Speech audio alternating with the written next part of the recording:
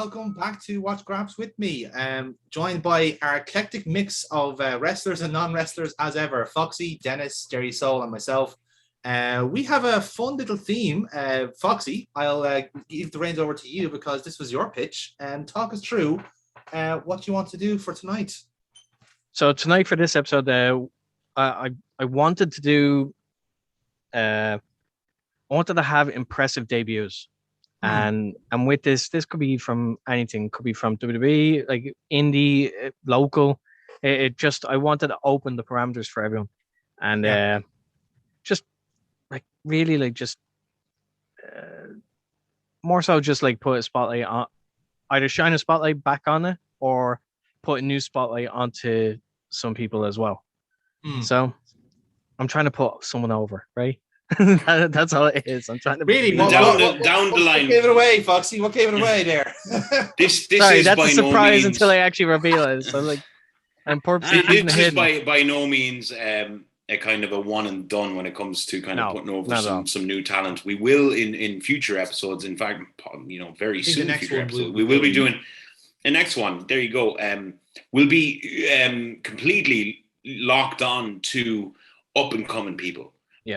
People to keep an eye on, and that will be more indie focused. This one does have mainstream debuts with one or two indie stuff in there as well, but that one will be solely indie, local, local or indie of people that you kind of you may or may not know. That's kind of, we're going to be looking at some people who are kind of rising through the ranks, or at least should be rising through the ranks in our eyes. In our eyes, yeah. So there is a bit of connective tissue in this regard. In a sense, this video is kind of almost like a video on the art of the debut and kind of talking through the pros and cons of the ones we suggested. Again, it's not much of a spoiler, but Jerry Soul, I fancy your chances tonight. This is why I'm quietly confident for Jerry. Yeah, quietly confident for Jerry. That's confident for Jerry. Oh my! Watch now. I'm going to get -4s now, you bastards. Jerry's the type that goes into bet on the horses, and he just only ever bets on the fucking favorite. The favorite, yeah, the one that's €1 each way there on the favorite, please. Hold on. I work in a bookie, so I know exactly how it works. Okay, I never bet on the favorite except when I'm doing Watch What Graps. Yeah, because he wants to win. Of course he does. Exactly. So yes, Foxy, seeing that this is your theme, how would you like to start us off? Who is the one you're putting over tonight? Well, tonight, Matthew, I'm going to be putting over people. Hold on. Is that how we're all doing it? Because that means I'm like fucking Jerry's putting over. Well, the one I can just show a picture. I can just take down my trousers and show you my arse, and then people will know what that is. So that comes later, Jerry. That's for after recording. Yeah. So actually, like, it's not just one person I'm putting over. I'm putting over two people in this. Because he's cheating. He's cheating. He's putting over two people. I know. How dare I? How dare I cheat? A referee cheat. Very dare you. Scumbag. No, but if the T-shirt wasn't anything to go by, it's the debut match for The View, Stephen Carvel, and also Ricky Blake. And this was done back in, I think, 2018, on an Uprising show up in Belfast. And these two lads, like, they're best friends, and they had their debut match against each other. And I was fortunate enough to actually referee it, but they blew me away. They blew me away by like how good they were for their first match. Like it's not very often that you actually get lads that there's so much good in it, and you're just thinking like, oh, if they got more experience, like this is gonna be, like they're gonna be definitely a force to be reckoned with on the scene, kind of thing. So. Yeah, I just want to put them over because like I think they deserve a spotlight to be shown on them. But yeah, that is my pick for tonight, and that is the match that we will be watching. All right then. Awesome. Looking forward to it. We'll go into it now. I I am a big fan of Steve Carvel. Anyway, as well, Ricky Blake. I'm unfamiliar with a lot of Ricky Blake works. I know of him, but I haven't followed him too closely. Quite familiar with Carvel. So, shall I give a countdown to it? Yes. Count us in. Yeah. So, 3, 2, 1, go. And your tender hooks there for a second, folks. Literal tender hooks. Oh, look at that entrance. Loving the curve. Hell yeah. Yeah, big budget. Yeah. Flashback to Gym Wars there. It does have a flashback of Jim Morris. Jesus. Doesn't it? Yeah. Hey, don't be knocking Gym Wars. They were great. I know, I loved it. Yeah. I gotta say now as well, Steve is in, like, he's looking great these days as well. Like he's got even more definition and stuff going on now in his physique. He's really kind of put in the work. But even there coming out, like, he looks like a star. Yeah, fuck yeah! That then tells. I have to say that as good as shape that he is, that referee is sexy. Whatever happened to that referee? I think he became a prick. Got cancelled. Thanks, babe. He grew some sort of dodgy knockoff Johnny Depp facial hair. Shit! No, not him. Always happens to refs after like Gear 5. Those are their experimental phase. Gotta say, just to mention on Carvel there, even the entrance for a debut match, he's so confident. Yeah. In the entrance and everything, which can be lacking quite a lot, you know. Yeah. John, could I get you to just turn it down a slight bit? I was gonna ask. Yeah, we're quite loud. Yeah, that's all right. There we go. Yeah. That's better.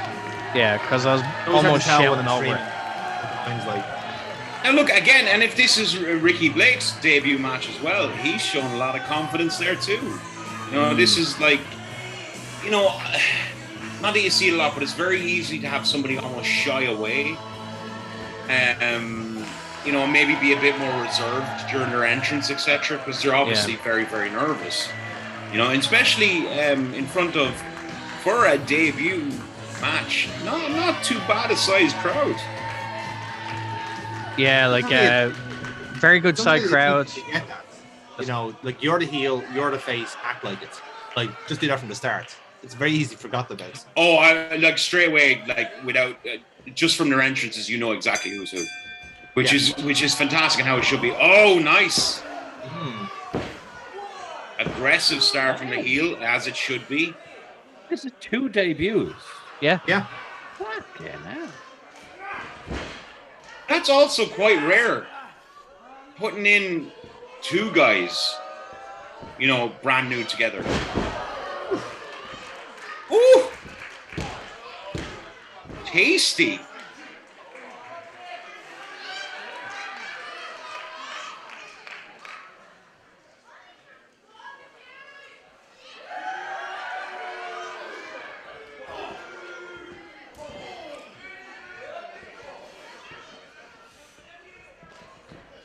I was just saying there as well on the entrance, like Steve obviously looks fantastic here, but like even if you've seen him more recently, he looks even fucking better again.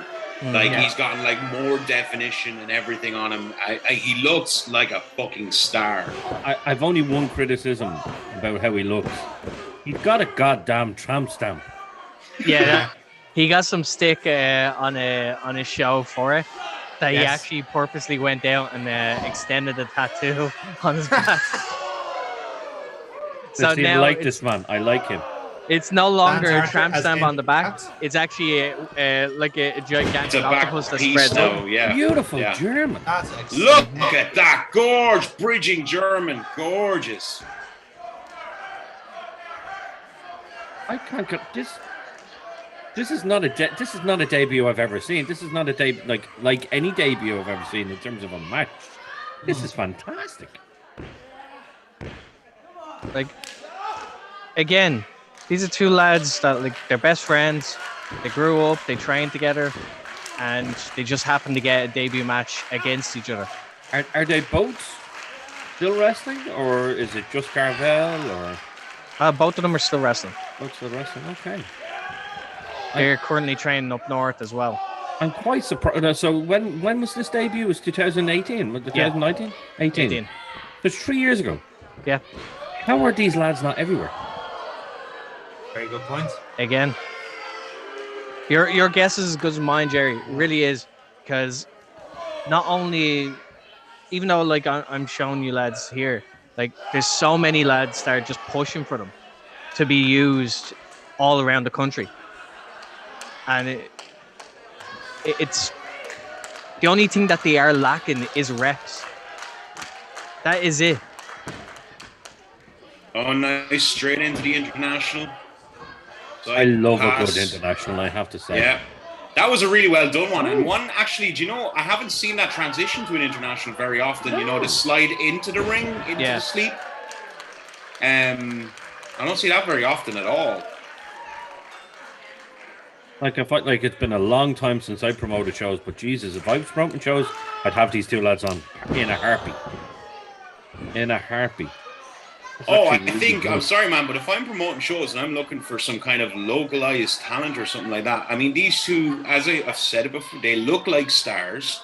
Yeah. They have the ability, obviously. I mean, why wouldn't I be setting them up as my top heel and face? Yeah. You know? Ooh! Beautiful. Like, again. Oh, the ref got it in the mush there. Again, like, and he's still bitter about that. These lads are just showing a taste of what they can actually do, like during the course of this match, and it's like, my God, like, just get them on more shows, like, please, because like, the more reps you get, the better you become. I have seen one of Carvel's strengths, I have to say, is his promos. Oh, well done. And his character work as the View. Obviously, that probably at this stage of his career wasn't fleshed out. I believe that's one of Rob Midas's finishing moves. Yeah, that is actually your finishing move. I don't know. Oh, do you know what? I'll save it until we're grading. Jerry, again, from the previous chatter we were having before we were recording, like, that's the kind of guy you'd want to manage, wouldn't you? Oh, That's a guy you'd want to... That is the perfect blueprint to... Oh, Jesus. That guy's a sponge. That's a dream person to manage. Absolutely. No joke. You would absolutely love him, Jerry. Good in-ring work, good look. Oh. Is he looking for a manager? You would absolutely love him. I wouldn't manage him, because if I manage him, he definitely wouldn't get booked. Right, so if we can, I'm going to take the lead on that if it's okay. Yeah. So look, I'll say I'm biased.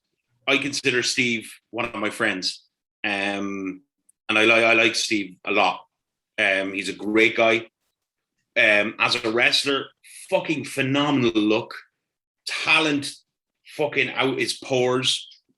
I'm thinking, and please correct me if I'm wrong, that this obviously being his debut match, the kind of the View character wasn't fleshed out at this stage. No, not yet. If, and this is for folks at home, Jonathan, Jerry, I don't know if you've seen him, but if you haven't seen his promos as the View, please do look them up, because they're well worth it. He has this arrogant, aristocratic, snobby character down perfectly, where he has his glass of wine and he's born better than everybody. And he has it down to it's chef's kiss. It's really, really good. Oh no, I really want to manage him. Fuck off, Jerry. I called you, right? Hey, baby, there's plenty of me to go around. So, basically, I am a little biased. But then again, I will say, if we're judging on this match alone, with Ricky Blake as well, and I'm judging on this match alone, and I'm putting everything else aside from knowing Steve and all this stuff, I don't think you could have much better of a debut match. It was great, short, to the point. The heel was very obviously a heel. I knew that straight away when he came out. He was the bad guy, and I was meant to boo him. And I knew straight away when Ricky came out that I was meant to clap, which is the basic and essence of all of wrestling, right? Mm-hmm. The moves were crisp. They were sweet. There was some fantastic things in there. He did that flip kind of turn into a Princess Throne backbreaker. That was fucking gorgeous. Beautiful bridging German in there. Finisher that I know he still uses to this day, that kind of underhook spine buster. Yep. Beautiful. Oh, as far as debuts go, I mean, very different to what we're doing. But as far as making an impact, if I was there, I'd be on my feet just clapping. I mean, and I knew that was debuts. Oh wow! So I'm going to go high. I'm going to go a 9 for that. It's just the two guys, they knew what they were doing. They had great chemistry in the ring. And to know what Steve took his character, and again, I'm going to plead ignorance with Ricky Blake. I'm sure he's still doing fantastic work, and this is not a shot at him. It's just I am more familiar with Steve Carvel and what he's doing at the moment, how he's evolved his character to what it is now. It's a damn travesty he's not working more often than he is, and it's a damn travesty he's not being booked on shows. Or on more shows, I should say. He needs to be on every show. Yes, because I think where his character is now and where his ability is now, he could really, really evolve into one of the top heels in the country, if not the top heel in the country, just with some more book and some more reps. I really think he could. And this isn't just blowing smoke up his ass. He could be fucking up there. He really could be up there. And it's a shame that he's not. But I do think, on a brighter side, I think his time will come. I think his time will come. And I think he just needs to fucking hold on. Keep doing what he's doing. Keep putting out those promo videos. I think there'll be a point where he cannot be denied anymore. Yep. I just think that happens. Absolutely. Sorry for the bit of a rant, but yeah, there we go. 9. It's good. Certainly good scoring. I'm going to jump in here now. I met Steve only the once. Very nice guy, very respectful. Straight for the handshake, stuff like that. You know, so he's one of these guys who he lives, breathes, eats wrestling, and he respects wrestling for one. And absolutely. I've never seen that match before. I'm very glad I did, because that was really fucking good. It was really, really good. It was, as Dennis, I don't mean to be copying here, but it was very crisp. It was clean. It was start to finish. You knew who the heel was. You knew who the face was. They played their parts well. Lovely finisher by Carvel. Absolutely beautiful. I did rob it. I didn't realize I robbed it, but you know, I didn't know I was Jimmy Morris for a night, but whatever. Yeah, really, really good. I have to say, very, very impressed by both of them. I'm gonna have to go high myself. This is gonna be screwing over my main event here. I could be screwing myself over here, but I'm gonna go 8.5, because that was really, really good, and I think definitely deserves a. Carvel is exceptional. I have seen some of his promos. He would be a dream to manage. Absolute dream to manage. It's that. You know, if I was Bobby the Brain Heenan, it's like, oh, I'd want him on my stable. Absolutely, he's one of those guys. Exceptional. You know, it's in wrestling. You say never say never, never say never. You know, it's he's one of these guys that he's well able to talk for himself, obviously, but yeah, he could have that dynamic. Of having that little extra heel heat from that manager there beside him as well. Could be really a really great touch. you know. But fuck you, you're taken. Yeah, listen. Don't be let the cat out of the bag. Fuck's sake. What happened to the non-disclosure agreement, Dennis?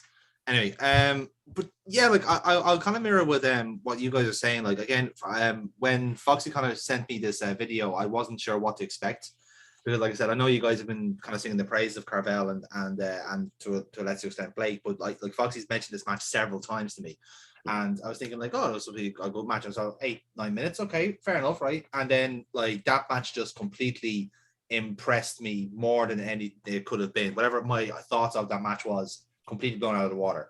And like I said, for a debut match, like setting your style out very quickly, your heel, your face, go with that, and that's very clearly what they did. It was a very crisp match. Like there was no mishaps or mistakes done. Very good flow to the match. Very good back and forth. Everyone got their stuff in.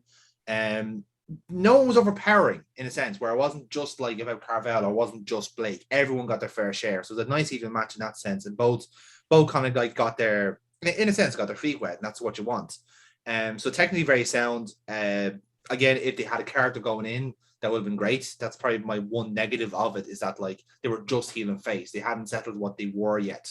And I know from my side, if I was put my promoter hat on, I'd want that nailed down before they debuted. But like I said, it's important to get the reps in. It's important to get comfortable in the ring in front of a crowd and then go from there. So I can see it from that side as well. So really, really good debut, I have to say. So I'm going to go 7.5. I think it's like technically sound, technically solid, and pleasantly surprised with it. Like genuinely really surprised with it.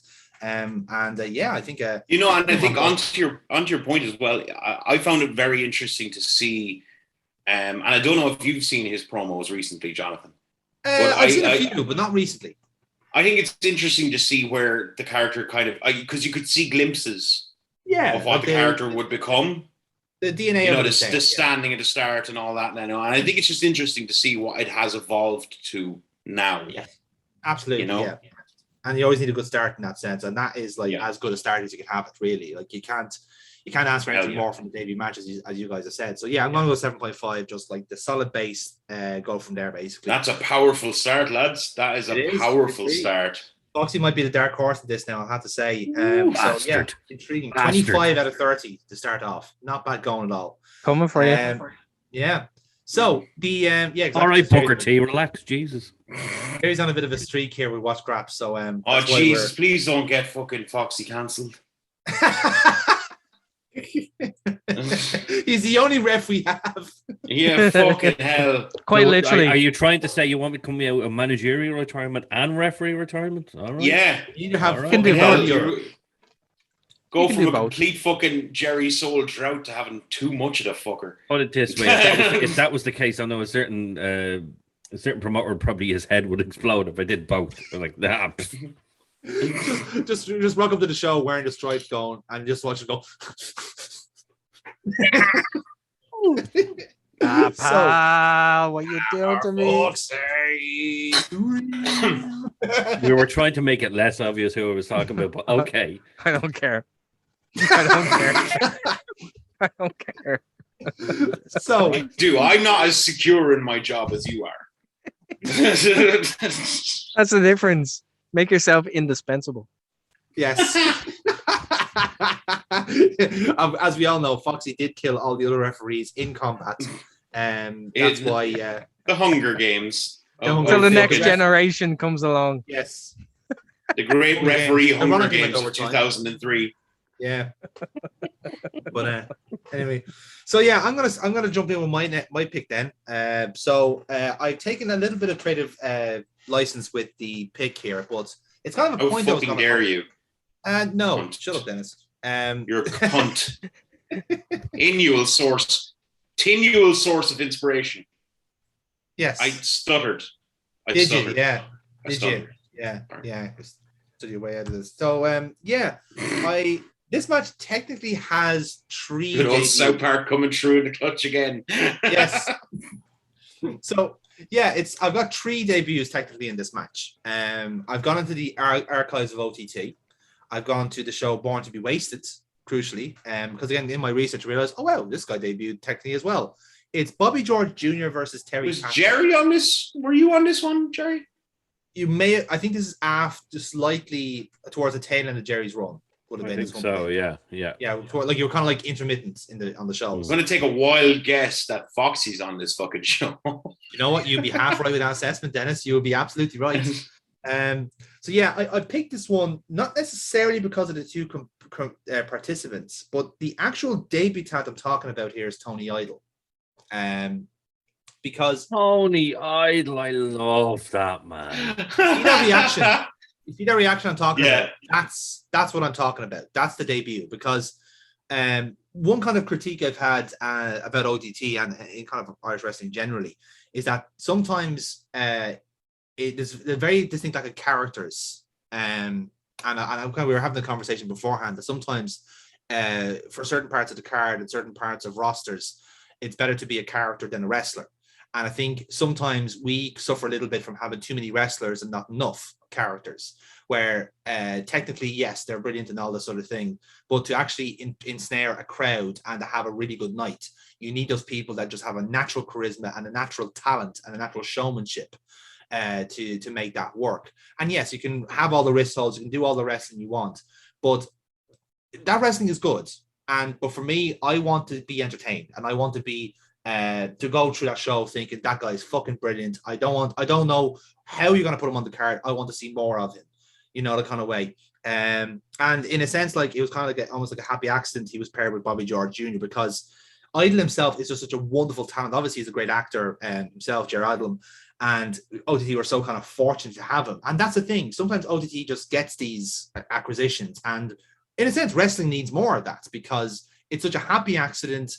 It's fleeting and it works for a certain time, and you just enjoy it for what it is. And then when you look back at it more, you go, "Fuck, that's what we're missing."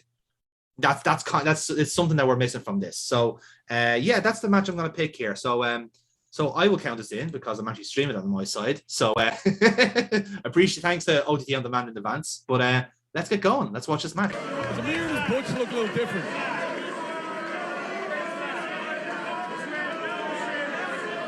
Immediately, like what I love as well, like you immediately going, okay, something's not right. Who's this guy? And he plays it completely perfectly, just like completely out of water. I'm like, oh, this isn't my normal residence. Okay, cool. And yes, if I'm not, Foxy, you know this more than I do, but this debut of the repackaged Terry Thatcher. Yeah. So yes, technically there's 3 debuts.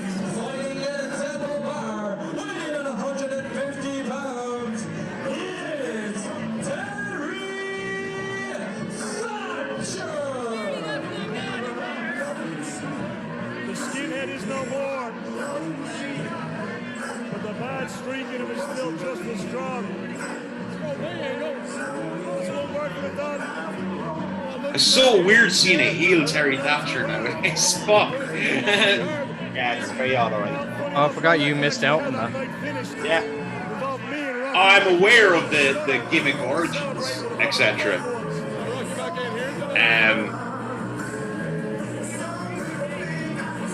But even seeing this incarnation of Terry Thatcher as a heel is weird. Yeah. Fighting in a Temple Bar. We'll be only fighting Temple Bar tonight. Hey, Don. This is Marie. Hey, Butch Here we are. has finally cleaned himself up.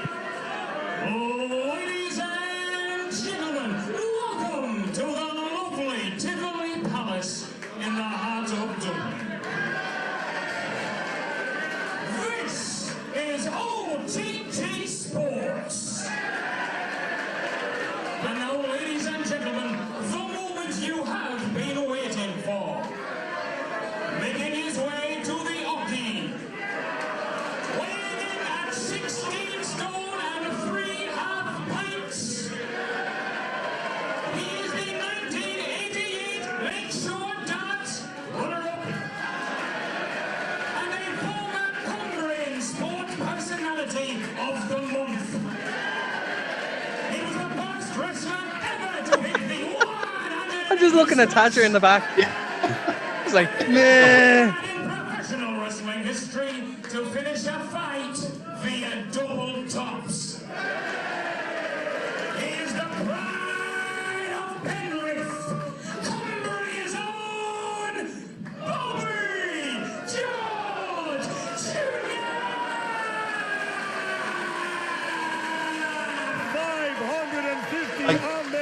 if you wanted to get a character over, that's how you fucking do it. That's how you do it. That's how you fucking do it. And this is my point, is that sometimes having wrestlers on a card is fantastic, but for the love of God, you need to first have and even for a person like that, fuck the wrestling. Just get him on the card. Give him a role somewhere and it'll make it work. Because that's the sort of stuff, that's an X factor you don't normally have. You know, you could be the best wrestler in the world, don't have that X factor. Yeah. I remember the end of Bobby George Jr. I think it was there for that, where it was this vignette was shot of him like wading out into the ocean, like never coming back. It was such a short run as well. I love him. And that was the thing I was kind of saying earlier on. Yes, it is, and it's no disrespect to Rob himself, but Rob Page. The character's kind of designed to be a one-trick pony. Like, it's Pop is really entry, and whatever other extra. Once it runs the course, that's it. But my God, what a great idea to start off. Like, it works. And it's such a It's Thatcher corpsing in the corner. No. John, can you just drop it a little bit? Yeah, sure. Yeah. But like, yeah. So Thatcher knew full well going into this. It's like, okay, I get the gimmick. I know what it is. I'm gonna be a fan. Yeah. I'm actually gonna actively be like. So he's playing it off like he knows him from the past. Okay. Like he used to watch him. So yeah, and it's brilliant because this is something that you don't really get to see Thatcher do much of. Is actually showcase his personality. And Terry he's a very funny man. He's a very funny man.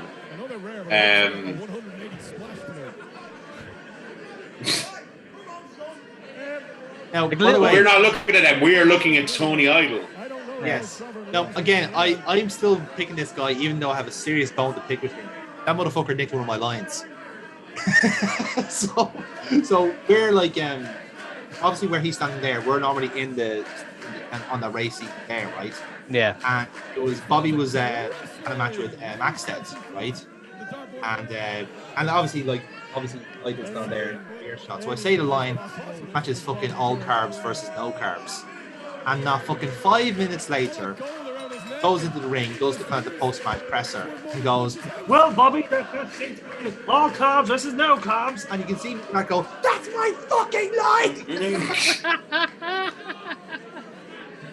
So even though he's nicked my line, I'm still picking him for the debut. So that should tell you how much I appreciate his work. He's such a fan. He's a big fan of his work.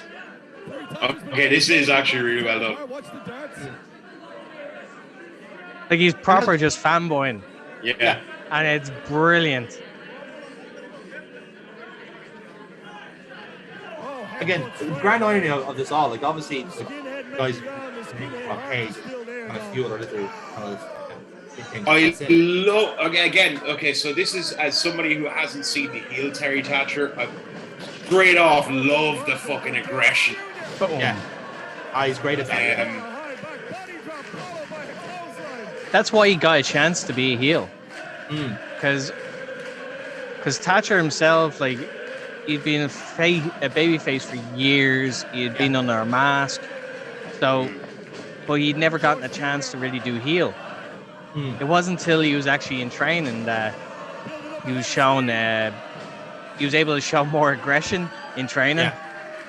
That, like, Joe Cabret actually took a look at him and was like, "We can do this. Like, we can try this." How does Foxy still look the exact fucking same? This is stupid. Didn't you know? Like, I'm a vampire. It's just it's not believable. Fucking hell! I mean, I want to suspend my disbelief. No, it's exactly what I've been saying for months now. He's a prick. He's an ageless, timeless prick, apparently. But what I was saying there was that, like, even though obviously like the wrestler has a different name, like this gimmick goes for OTT. The grand irony of it all is there is an actual Bobby George Jr. who's a darts player and has absolutely nothing to do with wrestling. That's fantastic, though. That makes it even better. doesn't it? Like, because yeah, like you can actually feasibly think, oh yeah, Thatcher May actually did like Bobby George Jr. He just got the wrong one. Yeah.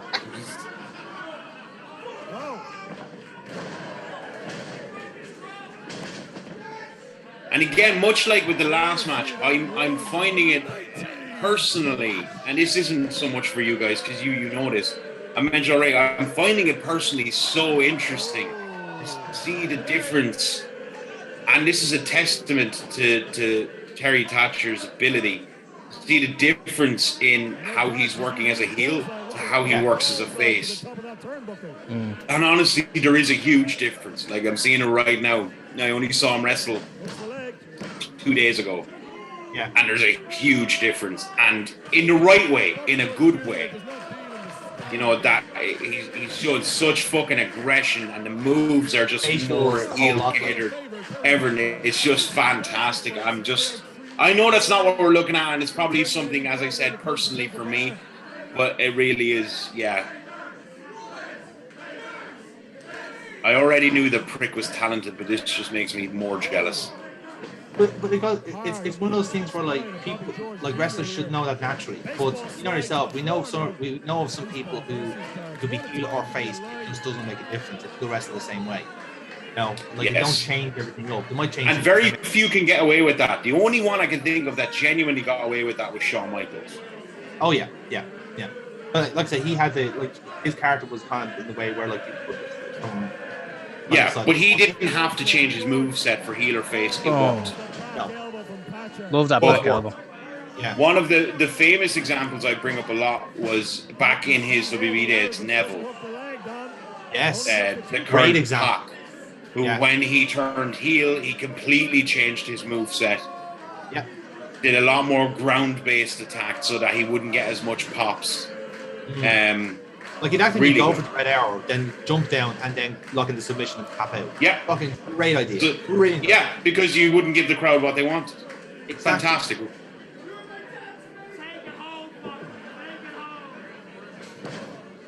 Take it home, Foxy, take it home. I didn't sound like Joe.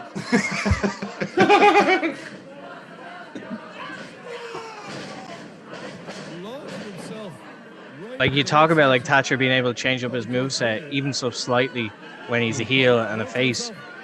Like just being able to like launch his body and actually use it as a weapon. Yeah. It works. Well, Don, as you said, we knew we could do it in the world of darts. There's also like that natural arrogance like in it. Like he has charisma out the door. Yeah. It's a shithouse Rio. That's what you miss with a heel Thatcher in a sense. But a heel Thatcher now would be brilliant because he doesn't have to do the skincare part. He just has to be a shithouse. I don't even think he has to be a heel. I think it's just a case of like he needs to be put in more situations that allow him to be himself. Well, like, now I will say, personality out. Yeah, I will say what happened 2 days ago. I'm hoping it's an interesting story that he's touching on telling at the moment, and I really hope that it's seen to fruition. This is it.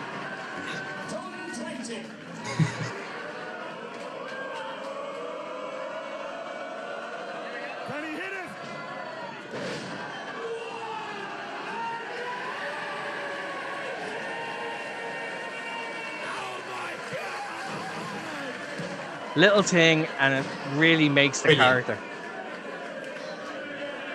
And again, listen to the crowd because they were all cut off guard with the 60. Then with the 120, they're all on board, and then they get the 180. Then. Yeah, like, absolutely fantastic. And that's the thing. This character, the gimmick, went over so fast, you know. And I guarantee, perhaps it burnt out too quickly as well. But it was because of Tony Idol is what made this character work so well.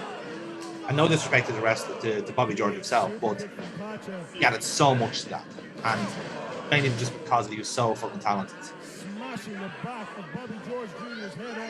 That was a good recovery there a second ago. From a slip, fantastic. You'd barely even know.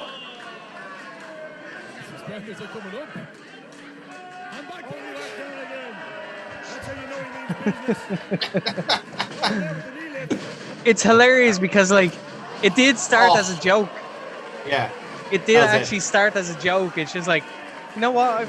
I'm gonna do the Kurt Angle thing, where he just puts them up and then just takes them down. Yeah. And then it actually fucking became a thing that he does.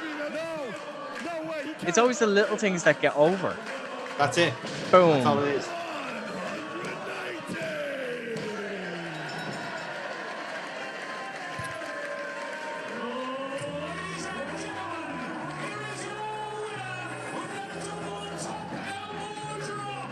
The look of disgust on Butch's face is something else there. He's doing my job. Someone tell him to stop. He's got my microphone.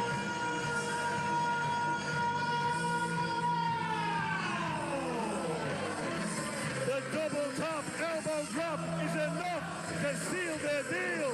And again, even if you look at kind of even around cameras or in the arena, like that guy doesn't change, doesn't like switch off until he's like backstage. Like the mannerisms, the acting, the movement is still the same. Like he acts that way, like from start to finish, and that's just brilliant. He's switched in, dialed in all the time.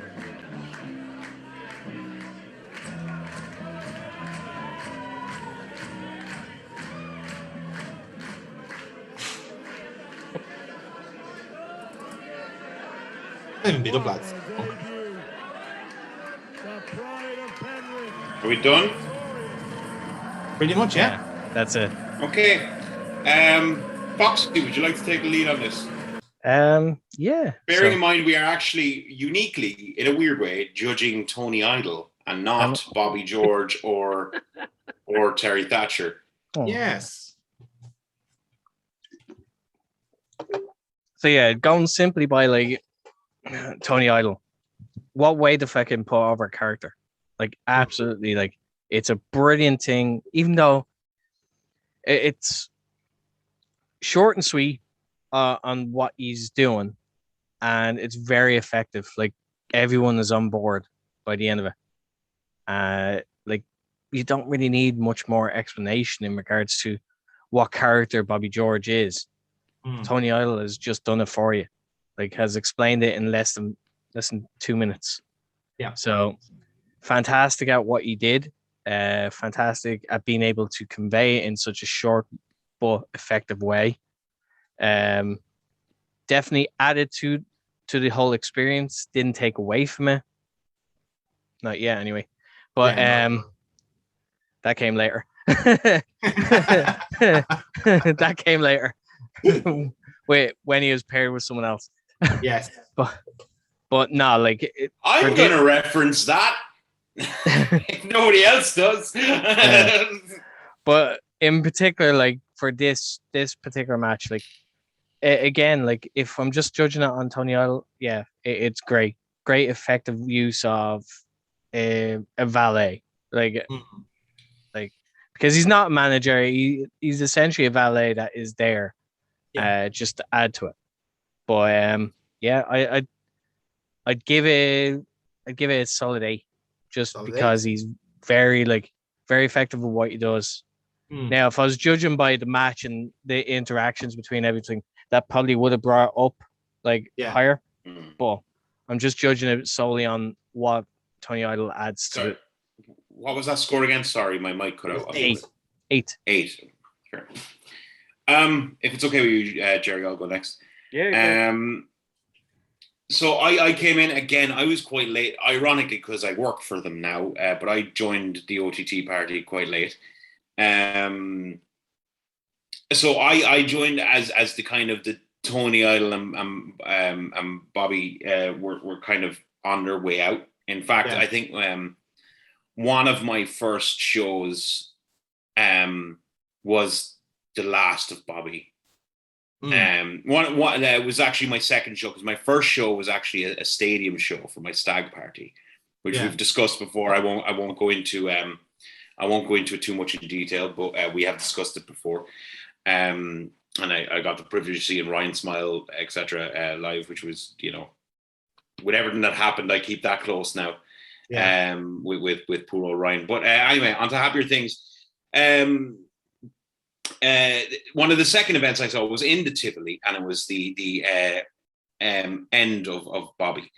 And I remember thinking at that time, Tony was with him, and I remember being blown away by Tony Idol at that time, and just how it was a fantastic fit for. It's rare that you see a valet that is just tailor-made for the gimmick. It suits the gimmick perfectly. It doesn't suit anything else except that gimmick. You know. Now they tried to do it with Club Tropicana. Yes, I said it later on. And kind of shoehorned him in there.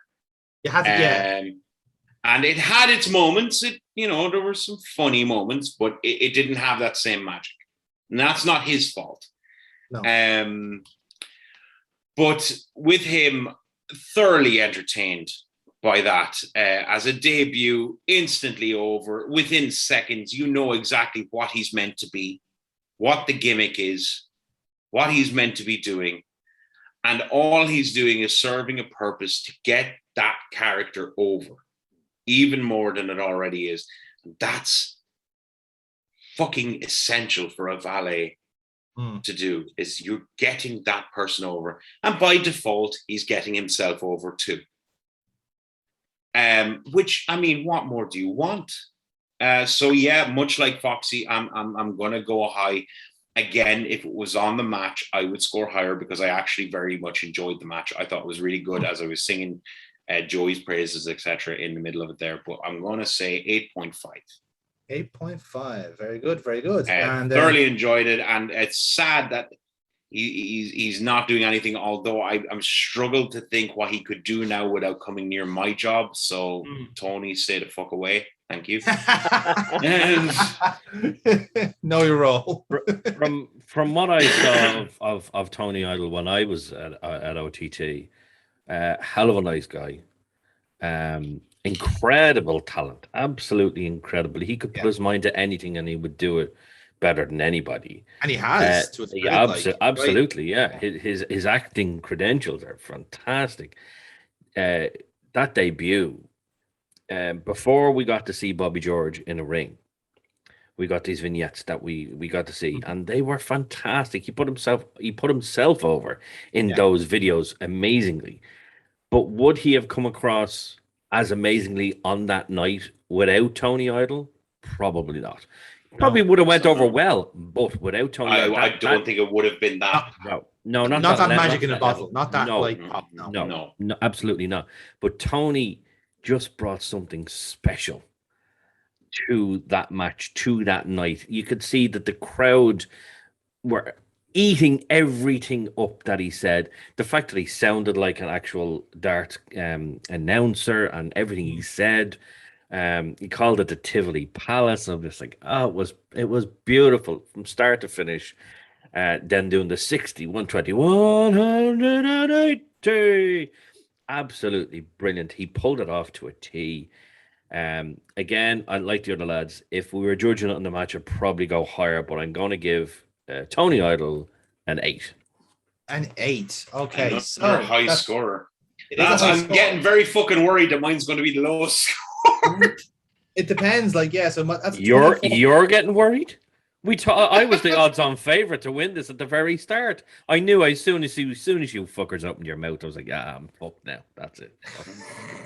We're too good at arguing our case. That's what it is. But I don't need to argue mine. Mine argues for itself. Very true. Promo abilities, come to me. So, speaking of Mr. Dennis, Mr. Cutter of Sound, Mind and Body, what is your impressive debut? So I went a little bit out of left field, and this is what I do for so many shows. I didn't want to go with the obvious. I wanted to go with a personal favorite of mine. How much of this is just that I love big pops? How much is that was actually good is up for debate. But this is one of the last times I remember in wrestling personally being genuinely surprised, being genuinely shocked by a debut. Right?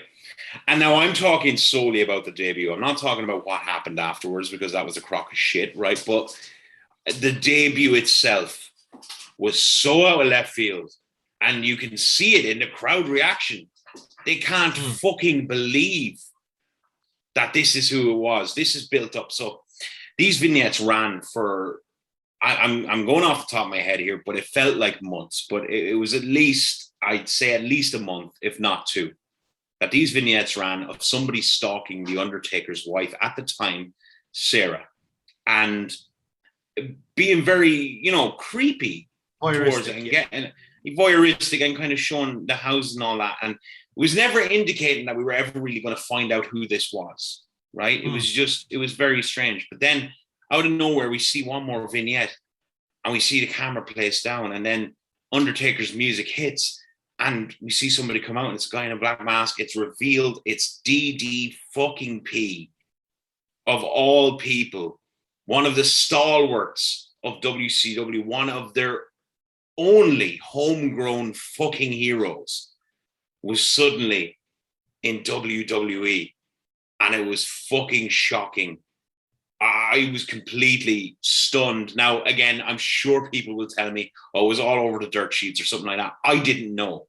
And it's one of the last times I didn't know. I truly didn't know. And I was a WCW guy, as I've said several times on this. You can only imagine how that made me feel to see one of my fucking guys suddenly here. And it was fucking unbelievable. And the crowd reaction was perfect. And then you see his reasonings for it at the debut were perfect, I thought, because it wasn't I was a pervert. It wasn't I was creepy. It was, no, I went after the biggest dog in the yard. I got into his fucking head, and that's it, because I wanted you to make me famous. I wanted to fucking go after the biggest dog, and I'm going to take you down by getting into your mind like you've done to everybody else. I'm going to get into your mind, and I'm going to take you down from inside. Now, that obviously evolved into shit, but I'm talking about where it started. And I think where it started was very good. So my choice is the debut in WWE of the one, the only Diamond Dallas Page. All right, then. So, guys, you should have your links there if that's the case. Yep. Do you want to count us in? Yeah. This is honest. Yeah, sorry, I'm just looking at this still of just a fantastic pairing of Tajiri and William Regal as well. But anyway, right? So on 3, 2, 1, play. The fact that they hated each other. They hated each other. Well, and this has also the benefit of Paul Heyman and Jim Ross on commentary. Oh yeah, fucking winning combination.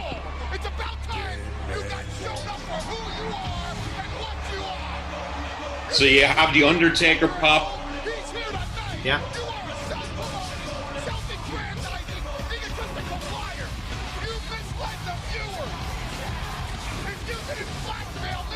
Is anything better than just Paul Heyman giving out fuck for no reason? I love Paul Heyman. Yeah, I'm sorry, I did love this pairing on commentary. It was a heel commentary done right. Yeah. Now look at that, we have no fucking clue who this fucker is. Yeah.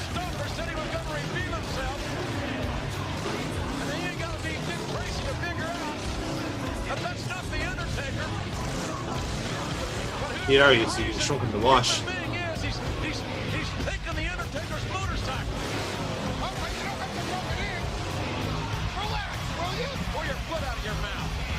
If this is who we think it is, and we have every reason to believe that this is the human being that has been stalking. You never saw it coming. Yep. But I think this is done perfectly. No words. He just takes off the mask and the crowd loses their shit. I'm going to shut up now because I want you to really listen to this crowd reaction and the genuine shock. Really listen.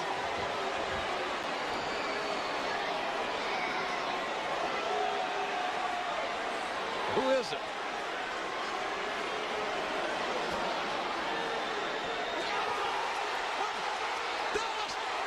Dallas Page! DDP's a stalker! DDP is a stalker! DDP is a stalker! Perfect. Brilliant. The Undertaker's wife!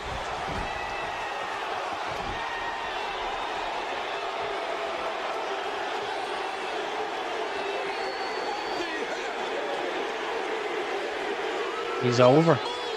Yeah. Because, as I said, and he says it too, you never saw it coming. No. There was no way you saw that coming.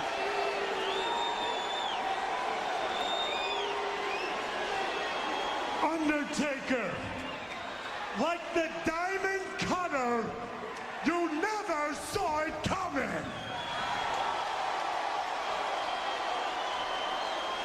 Literally have goosebumps. Now those Yeah, of you fucking who know goosebumps. me are asking yourself the question, why? Why did Diamond Dallas Page go after The Undertaker like this? Well, I'll tell you exactly why. Because if you want to make an impact in this business, you go after the biggest, the meanest, the baddest dog in the yard.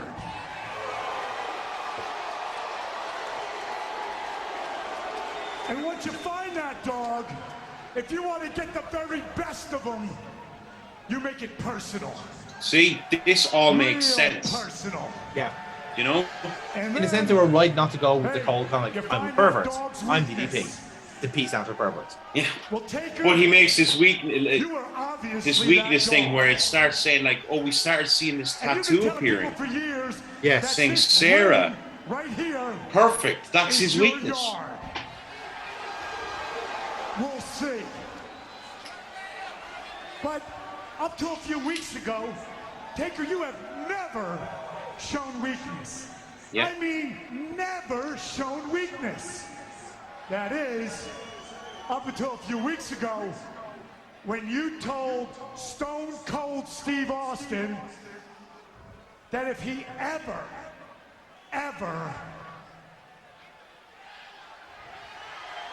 messed with your family, you'd make him famous. Duh. Taker, you idiot. Stone Cold Steve Austin's already famous. But it did get me to thinking, good God. When you said what you said about your family, dead man, you didn't sound so dead. As a matter of fact, you sounded very alive. And for you, son, that's a sign of weakness. Taker, think about it. Remember when you used to say, I've slept through things that make most people's hair turn gray. Remember that? Okay, you didn't say it exactly like that, but you remember that. You also said you weren't afraid of anything. Foul! I'm gonna call you on that right now. Taker, I'm calling you a liar. There you go, heel he. Oh yeah, I am. Because take a look at him now. He's running around his house, locking all the windows, locking the doors. I can just see him now calling Vince McMahon this morning. Mr. McMahon, I can't possibly come in and compete tonight. I can't leave my wife, Sarah. There's a madman. There's a stalker trying to get to my wife, Sarah. You're scared to death. How's it feel, son? See, now, to me, I'll tell you what, there is a positive side to this. ignoring how they did turn it into he was a pervert. Famous. Yes. That's where they went with it. Speaking But of famous, how it started was very different. Nobody. Yeah. And Where it was I nothing to do with that. It was, nobody I'm going to get into your fucking head. deserves to be more famous than the king of Bada Bing. The master of the diamond cutter. Nobody deserves to be more famous than DDP.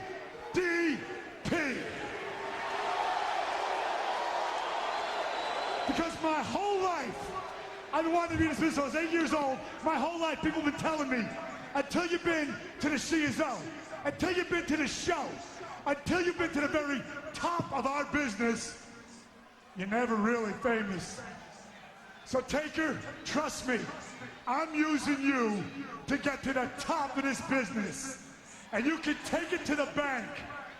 Whether I gotta buy a ticket or not, I will see you at King of the Ring. And there we go. You got a problem with me? Cool. Taker, I'm begging you, make me famous!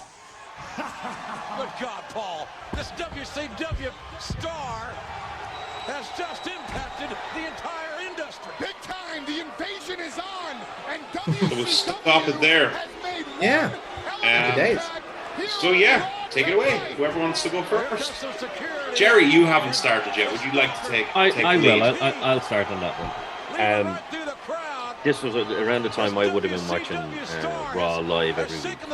Absolutely, this was the height of wrestling for me, the Attitude Era. When this guy came out, I wasn't as knowledgeable on WCW because I never got to see it. But the stuff that I did see was DDP. So when I see him appearing on Raw, you're like, whoa. And exactly what you said there, it is exactly right. It was the last great shock. It was the last great shock from that time period. And like you had all them, when they had the invasion angle and WCW and ECW versus WWF. But this was the really last proper, holy shit. He just jumped. He just did the jump. He came over from WCW. It was the last great shock, and it was fantastically done. The promo was absolutely brilliant. Unfortunately, the program after it did not live up to the promo, did not live up to the vignettes that happened before it. If they'd have gone with this guy just wanted to become famous, he wasn't a pervert. He didn't really want to go after Taker's wife. He wanted to go after Taker. And if it had been just a thing where Taker wanted revenge and it was just the two of them on their own for a program over, say, 6 months, it could have done so much better. But unfortunately, these things happen, unfortunately.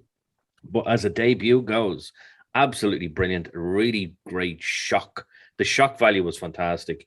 I'm actually just looking at the comments here on that video, and it's like DDP at this point in his life was 45 years old. So he's 45 years old. Did he look? The shape that man was in at 45 years old, and the shape he's in now at 60 is fucking unreal too. Absolutely, yeah. But absolutely brilliant. I'm going to score it. I'm going to score it 7.5. I'm going to go 7.5 on that one. Fair enough. Foxy or Jonathan, actually. Sorry, yes. Yeah, you go ahead. I was going to chime in there. Yeah, so again, in terms of shocks, very high up on the score because again, dirt sheet or no dirt sheet, the one person you were probably not expecting would have been DDP, because with this sort of storyline, with this type of feud, especially with the Undertaker. Okay, granted, this is around the time of the invasion, so 'tis the season.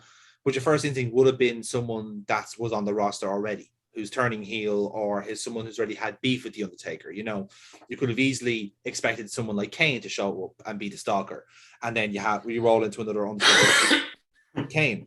But it wasn't like this, and overall, again, as you said, the pop from the crowd was fantastic. The way he delivered the promo. Again, I'm not too versed in DDP's work because I'm not a WCW stalwart, but I would venture to say it's probably one of the best promos he's ever cut in his life, and rightfully so. The energy was great. He sold the feud perfectly, and it is just a shame they kind of dropped the ball and went the wrong way with it. But the springboard he gave that feud was perfect. And again, I love nothing more than a dynamic promo, someone who's running around the ring telling you this stuff. I love the energy, and he had the right energy for this as well. So I am going to score quite high myself, to be honest, because I really enjoyed that promo, and I really enjoyed what he was doing in that match. So I'm going to say 8.5 for that. That's more like it. I really digged it. I really digged his work, I have to say. It was really Jerry's just worried about his fucking... I'm sorry, but no. As good as his debut was, it's not as good as my debut. So you can fuck off. And by my debut, I mean Jerry Humperdinck's debut, because they. Oh, sorry, he's just pissed off that we didn't pick his debut. That's all it is. I thought we were going to see the debut of the Justin Bieber Experience, but wow, apparently I'm in the wrong fucking call. Holy shit. Oh. Foxington, would you like to take this before we come to blows, please? Yeah, to echo what you were saying, like you didn't see it coming, because no one would have thought that it'd be DDP. Yes, like the invasion stuff was happening in and around that time, but yeah, you wouldn't have thought like DDP would be brought in as a heel. You would have thought he'd come in as a babyface. Yeah, because he was one of their homegrown biggest faces that they Yeah. had, if not the biggest face they had, apart from Sting. Like like the end result of the feud, it wasn't great. They essentially jobbed him out, like, which is not what you do to a new person you're trying to like make a star. But with that initial promo and the explanation, like the reasoning behind it, that it's a very solid promo. It explains the feud, the motivations for it. So it's pretty much straightforward from all what you want from a promo to hype up a match. And I mean, like, his logic behind it isn't, it's not wrong. Like, Undertaker was one of the biggest stars in wrestling at that time. So, and yeah, if you're going to make an impression, do it with the Undertaker. So yeah, I'm going to rate that high. So I'll give that an 8 as well. 8. Okay. All right then. So yeah, Dennis, you also get a 24.5 on your one as well. We've got very high standards tonight again, lads, I have to say. So our lead at the moment is Steve Carvel and Ricky Blake, nominated by Foxy, I believe, with 25. Is that correct? Wait, hold on a second. Jonathan, you went 8.5, didn't you? 7.5. I went 7.5, and you. I have miscounted. You're right. I went 8. I went 8. Yeah, so that'd be 24 out of 30. Fuck you, Jerry. Sorry, Dennis. I'm sorry, I miscalculated as well. I thought it was going to be drawing with Steve Carvel. I'm sorry. Okay. So just preemptively, I'm going to give Jerry's a 3.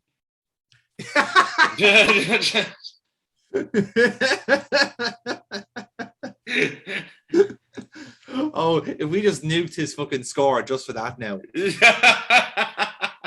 Nah, I'm going to be unbiased. I can't, because it's also one of my favorite debuts. And with that said, Jerry, would you like to intro your choice? I will. I'm Mr. Main Event.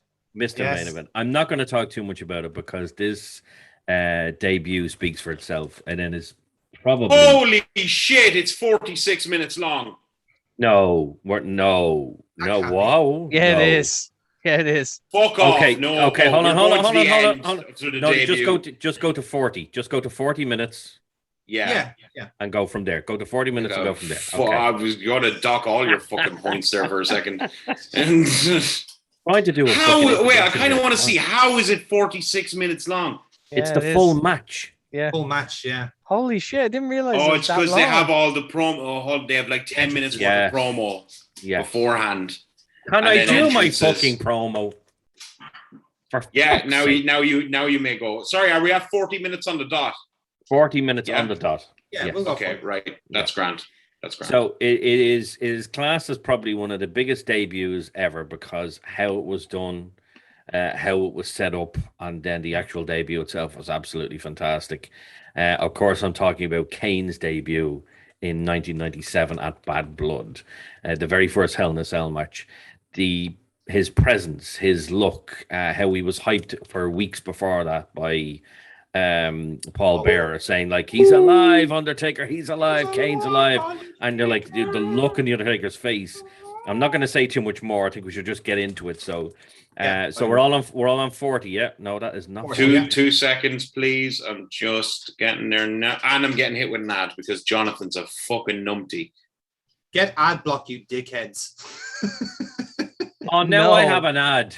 God damn it. Is this going to be another one of Jonathan's picks that has goes 20 seconds and then hits you with a fucking ad? Well, I'm sorry. I can't tell from my side. I've vaccinated myself against ads. Sorry for not drinking the fucking capitalist Kool-Aid, you dickheads. Sorry. I apologize. It's not just one ad. It's the same ad twice in a row. Yes. Brilliant, Jonathan. Ladies and gentlemen, we apologize for this small inconvenience. We will be back to you shortly. This is all Jonathan. And now for something please do different. direct any email complaints to him. I'll say it again. On that terrible disappointment, it's now time to end. It's going to end the show on that. If I see another ad for Energia, I'm going to fucking kill somebody. I swear to fucking God. Mine was for some sort of brown powder. Mine was for DHL. Mine was for Energia. So I guess we all know where all our priorities lie, apparently. Yes. There we go. So, right, I'm ready. Okay, are we ready? Are we ready? I am. Everybody yes. ready? Okay, I'm going to count yes, down. Sir. 3, 2, 1, go. Okay. Like bear in mind as well, lads. Like I still have to edit this, so the more ads we get, the more of an inconvenience it is for me in the long run. So just you fucking deserve it. I can't tell. I've got ad block. It means. Have you ever heard of maybe disabling your ad block and watching it like an honest human being? You fuck. No. Never. Giving the poor uploader some fucking money. No. What uploader? The one that's uploaded the fucking like a riff that's on a network that could be taken down if it was on fucking YouTube. Yes. It's only on it because no one cares about Daily Motion. That's why I love it so much. Half the fucking corporation even know it exists. To echo what's happening now. An interesting thing, I'm sure. Oh, that's hair shot. Oh. Okay, didn't miss that. No, and every time I see an unprotected head shot like that, I'm shocked at how it makes me feel now when I used to be so numb to it. That's it. Here we go. Here we go. Shush, shush, shush, shush, shush, shush, shush. That music and everything was perfect. They only made one fuck up, and that was the pyro. Yes. It's the only thing they fucked up with. And do you know? And to be fair, that was fixed by his next appearance. Yeah. It was obvious they were figuring it out. Look at that fucking mask. Yeah. It was terrifying. It's the call. Fucking call. And Taker's sell, but Taker's sell job of it was fantastic too.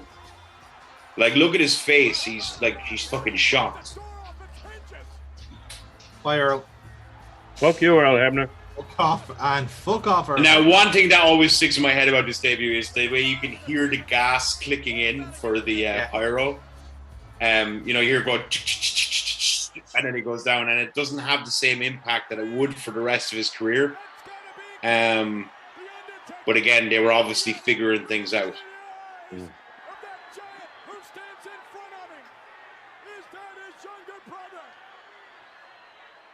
Perfect. Look at this.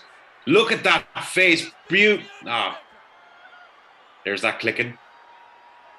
Like selling the actual, like, just even the motion of the arm is like, it's a subtlety that isn't really used a lot lately.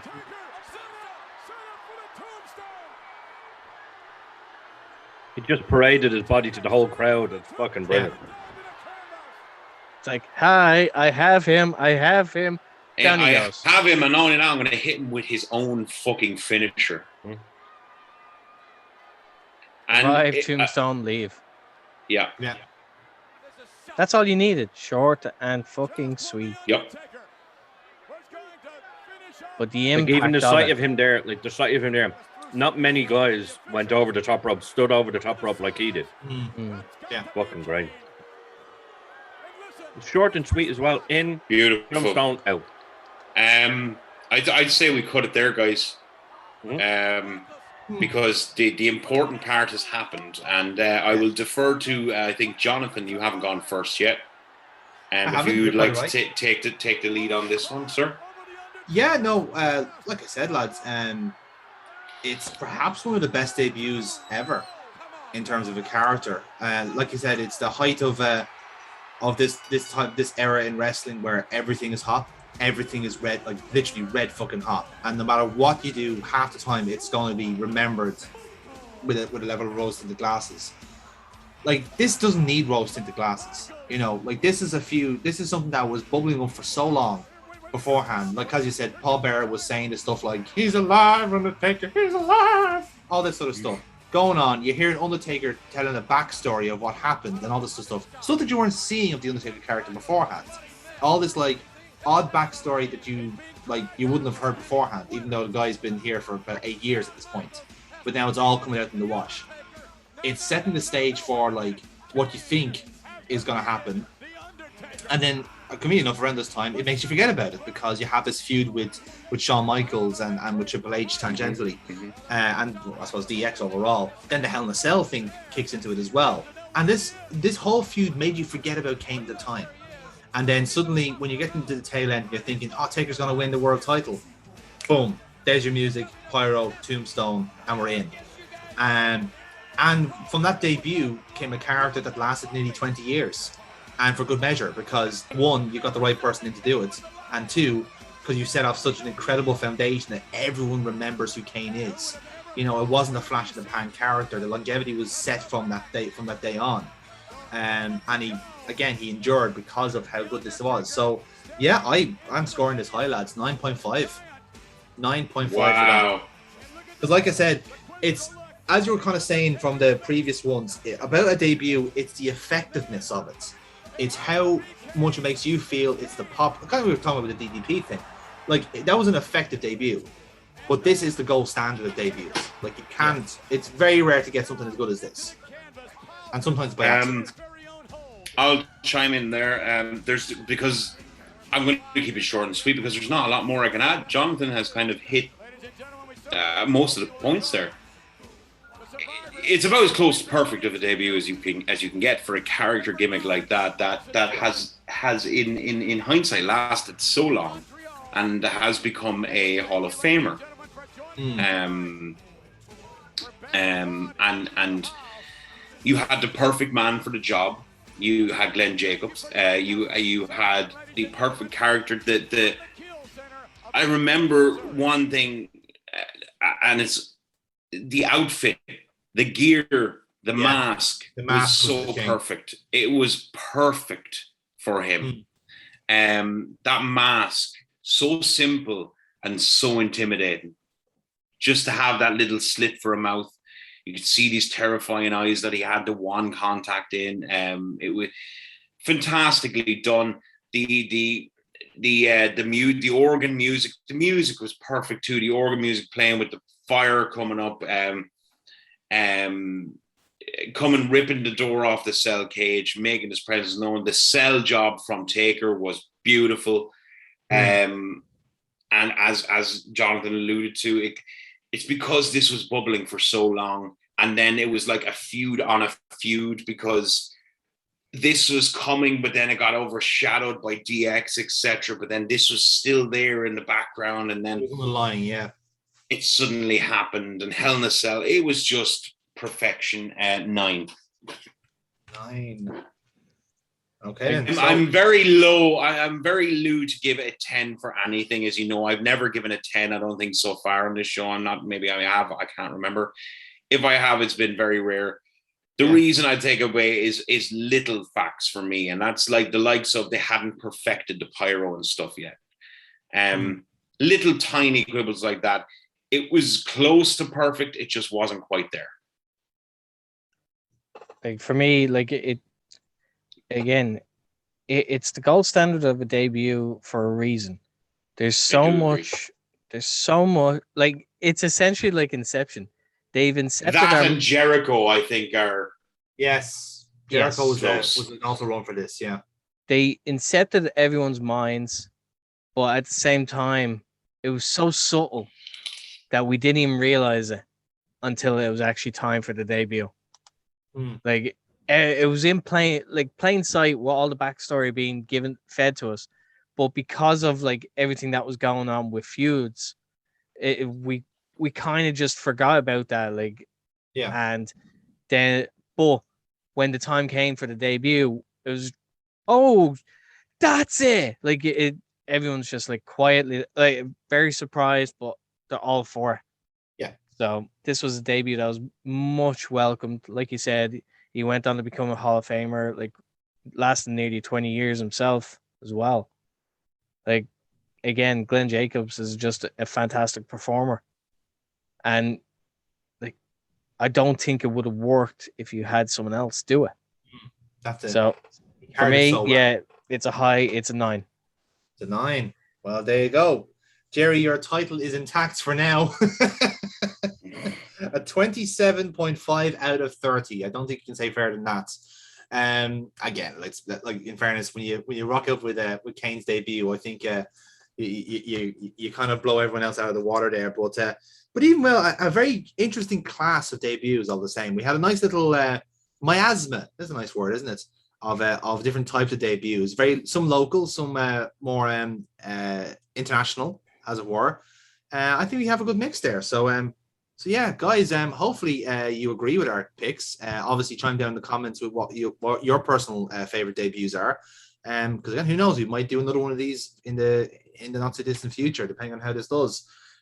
So fellas, Foxy, Jerry, Dennis, always enjoying your company tonight.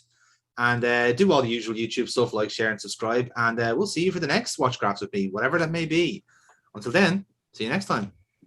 Bye. Bye.